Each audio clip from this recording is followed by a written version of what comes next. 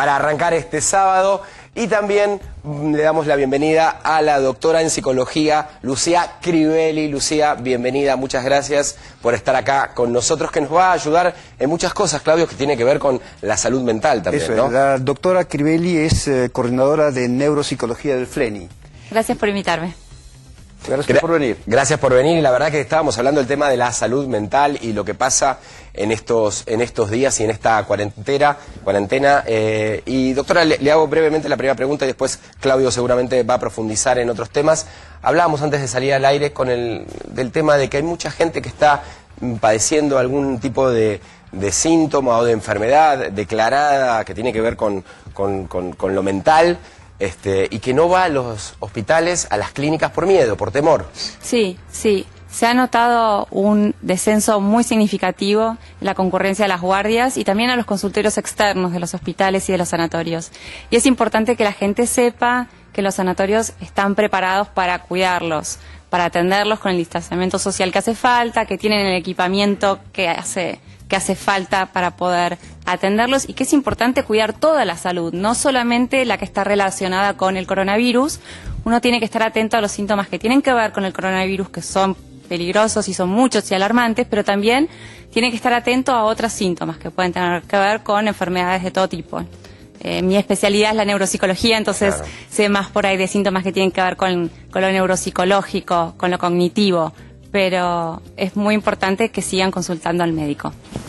Claro. Lucía, a ver, esta cuarentena, ya cincuentena, no cuarentena, y seguramente llegará a los 2 meses, ¿deteriora aún más los pacientes que tienen Alzheimer o comienzos de enfermedades con trastornos cognitivos?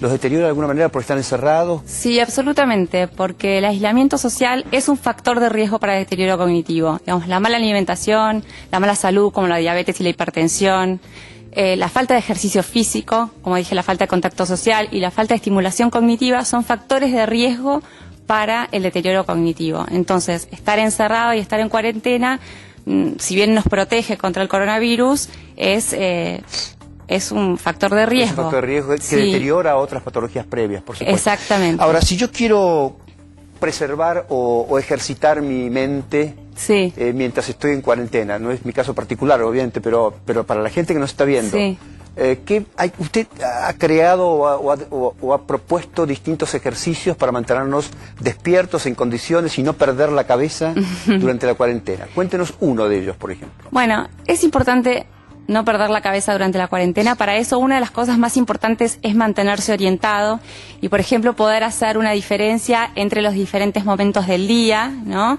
Ordenar las comidas, ordenar los horarios del sueño, mantener las rutinas, diferenciar los días de la semana de los fines de semana y además mantener la mente activa. Para eso hay muchos ejercicios cognitivos que se pueden hacer. Los ejercicios son diferentes de acuerdo a si uno está hablando de una persona que es saludable o una persona que está enferma.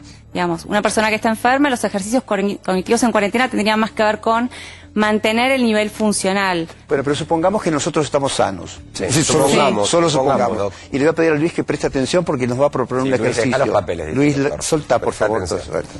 Ahora, propónganos un ejercicio, a ver si esta gente está sana. Por ejemplo, vamos a hacer un ejercicio para gente sana, joven, a ver si lo podemos hacer. Somos todo eso. Me gustaría que traten de alternar esta serie, la tabla del 8 con los meses del año, pero los números van de 8 en 8 y los meses van de atrás para adelante. Por ejemplo, yo empiezo 8, diciembre, 16... noviembre. Nos internan los tres. Sigan ustedes. 24, octubre. Sí. Ok, sigan ustedes. 32 de septiembre. Bien. 40 agosto. Bien, Entendimos. Bueno, ese es un ejercicio. A ver, ¿lo podés explicar de vuelta como para quienes nos están viendo? Eso es un repasarlo ejercicio para que lo hagan en su casa, para saber. De memoria de trabajo. Claro, memoria de trabajo, digamos. Cuando lo arrancás... Se llama memoria de trabajo. No es una memoria que nos implica almacenar conocimiento nuevo, sino operar con el conocimiento que ya tenemos. Claro. Entonces, nosotros todos sabemos la tabla del 8, lo podemos hacer con otra tabla, una más fácil, la del 4, ¿sí? Y todos sabemos los meses del año. Ahora, lo que yo les estoy pidiendo es que los desordenen y los vuelvan a ordenar y que pongan en funcionamiento su mente de esa manera. ¿Sí? Empiece. ¿Cómo era? No, lo entendió el doctor Claudio Sin, que es el sabio de la mesa. Es el sabio de la mesa. Estaba pensando en otra cosa. Otro ejercicio de memoria de trabajo por ahí podría ser, por ejemplo, ordenar una secuencia de números de atrás para adelante. A ver. Entonces, si yo les digo 6, 2, 9. De atrás para adelante. De atrás para adelante. 9, 2, 6. Muy bien. Eso es, muy bien. 4, 2, 7, 3. Tuyo, Rosales. 3, 7, 2, 4. Muy bien. Muy bien. Muy bien, estamos bien. Tenemos que llegar a 6 números, ¿sí? Va hay que llegar creciendo. a ordenar bueno, 6 dejémoslo números. ahí. 6 números es un buen desempeño. Y esto te da en una persona que nos está viendo, le da la certeza o tal vez una orientación de que dentro de todo su cabeza está funcionando. Son bien. ejercicios para mantener la mente activa. Igual, como hablábamos al principio, para mantener la salud cognitiva, es decir, para mantener el cerebro saludable, no solamente tenemos que hacer ejercicios intelectuales. Tenemos que hacer ejercicios intelectuales, pero también tenemos que cuidar nuestra salud en general. Digamos, tenemos que hacer ejercicio físico, tenemos que mantener el contacto social, que es, dentro de los ejercicios cognitivos, uno de los más desafiantes. Muchos dicen que los crucigramas sirven. Eso, iba a apuntar eso. Eso hablábamos el otro día con el doctor en la radio. Los crucigramas sirven la primera vez que uno los hace, ¿sí? O al principio, cuando resultan desafiantes y cuando uno tiene que pensar en las palabras y buscarlas. Una vez que, como pasa con mucha gente que se la pasa haciendo los crucigramas todos los días, se sabe las palabras, ya eso no genera, digamos, en nuestro cerebro conexiones nuevas, entonces no propone un desafío y entonces no es preventivo, digamos.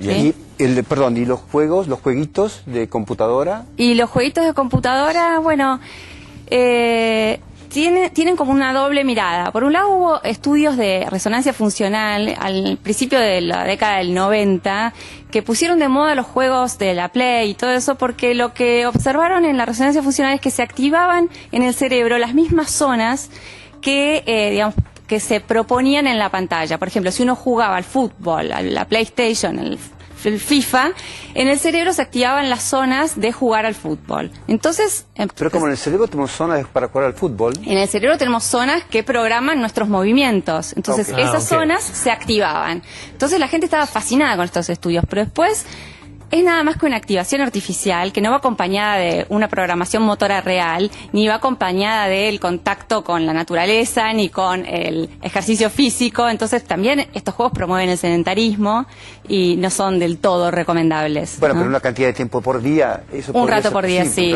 Y siempre siempre hablando de esto de que tengan un nivel de, digamos, de desafío que vaya en aumento. Mayor. Sí. Que vaya aumentando las complejidades. ¿Cómo se trabaja con los chicos en su área, doctora? ¿Cómo es el tratar de saber que un chico, y sobre todo en este momento, digamos, en esta cincuentena, como dijo el doctor Sin? Bueno, depende de qué estemos hablando. Depende si estamos hablando de un chico saludable o de un chico que no... Arranquemos con los saludables. Los chicos saludables en general ahora están con el tema del homeschooling, ¿no? Sí. Y los padres están sumamente exigidos con ese tema. Las consultas que yo he tenido como psicóloga por el tema del homeschooling son madres desbordadas que no saben qué hacer para cumplir con las metas que proponen los colegios. La realidad es que este es un momento de improvisación para todos, donde las instituciones también están inventando, y lo que recomendamos es que las familias apelen a los valores propios, digamos, que sepan ordenar las prioridades, lo que es importante para la casa en ese momento. Tal vez para un hogar es más importante que haya paz familiar que un buen rendimiento escolar en una plataforma online, ¿no? Entonces, las consultas tienen más que ver con el acompañamiento a los padres, que están muy exigidos por eso. Sí, es un nuevo mundo para todos, en el sentido de lo que pasa de estar 24 horas todo el día todos juntos, con los chicos, con las madres, con los padres. Bueno, uno lo vive en carne propia porque también es padre, pero también escucha sus... la frase que más he escuchado esta semana es: mi casa está detonada, doctor. Tal cual me han dicho. Igual que la mía, mi casa pero está detonada. La mía por desorden, no porque hay mucha gente. Pero le pregunto esto, hay otra variable que se agrega a toda esta historia que usted plantea también, que es la incertidumbre. Porque si yo tengo que administrar un desorden por tantos días, de pronto puede ser que me acomode y ese desorden hasta sea útil. Es la teoría del caos, ¿no? Sí. Ahora, pregunto, sin saber hasta cuándo dura esto, ¿cómo me ordeno? Absolutamente. La incertidumbre es algo que angustia mucho al ser humano. Nos pasamos la vida tratando de planear y ordenar para reducir esa incertidumbre. Y esta cuarentena se ha prolongado mucho. Yo lo que observé es que se produjo como un proceso paralelo al proceso que se produce en un duelo con la cuarentena. Al principio como una negación. Y la gente salió a hacer todo tipo de actividades. Se anotó en cursos, aprender idiomas, ordenar placares, ¿no?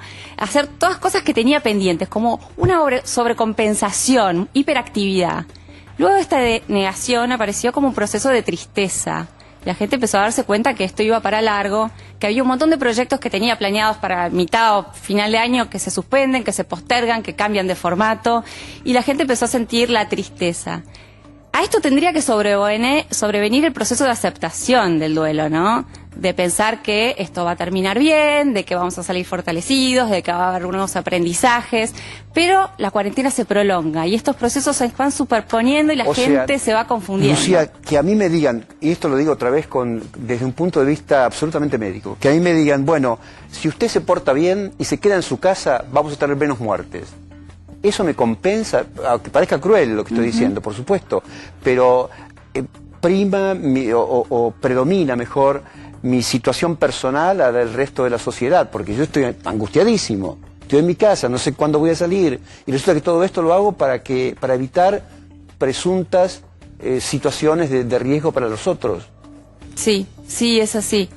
Se supone que tenemos que pensar que, digamos, que hay que hacer un sacrificio personal para el bien común y que encontrarle un sentido al esfuerzo que estamos haciendo es parte del proceso de aceptación y que nos va a llevar a un buen fin. El sentido es precisamente ese.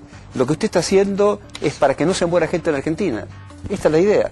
Esa es la idea. Y tiene que aceptarlo así, porque es así. ¿Y cómo entra el componente de la angustia económica, que es todo un tema, no? Sí, es todo un tema, es todo un tema. Por eso hablábamos al principio de que hay pocas consultas, que la gente no concurre a las guardias y la verdad es que estoy segura de que hay muchos más trastornos de ansiedad que los que estamos viendo, ¿sí? Genera mucha ansiedad, esta incertidumbre, este malestar y... ¿sí?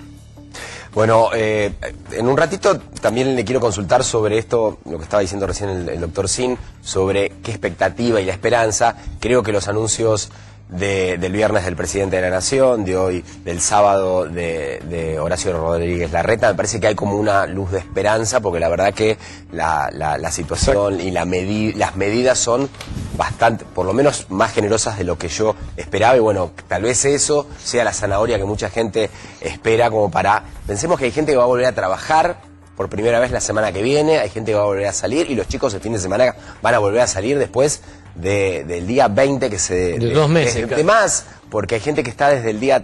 los chicos de las clases terminaron el día 13 de marzo y se quedaron en sus casas. Así que en un ratito también quiero que nos metamos un poco con eso. Y estamos con Oscar Cingolani desde los Estados Unidos. Ya saben que es mi página favorita, y el